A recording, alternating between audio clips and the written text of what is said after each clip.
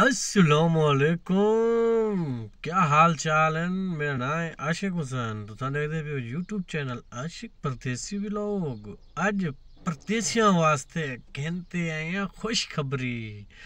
परदेसी भाई जेरे सऊदी अरब दे विच रहंदे न उन्हां दे वास्ते ज़बरदस्त और शानदार ऑफर सऊदी वाले ने अज योमुल तहसीस दा ॾींहुं योमुल तहसीस को फ़ायदा उठाओ 22 फरवरी को। हाँ जी, 22 फरवरी को सऊदी अरब दे विच इदारियां ने बड़ी ज़बरदस्त ते शानदार ऑफर दी है।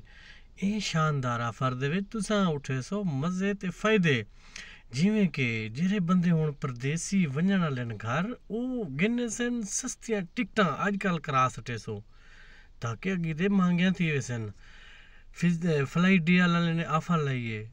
अच्छा, मोबाइल कंपनी वाले ने भी ऑफर लाई है। जेरिया बुक स्टोर वाले ने ध्यान नाल सुन गिनसो। अच्छा, दूजी जब तेरी तीजी ऑफर है वो एक्स्ट्रा वाले ने लाई है। ठीक है, एक्स्ट्रा वाले ने मोबाइल अपना ऑफर लाई है। एक त्रै इदारे ने ऑफर लाई है। इंदे विच तुसां फ़ायदा उठे सो, हर चीज़ सस्ती है।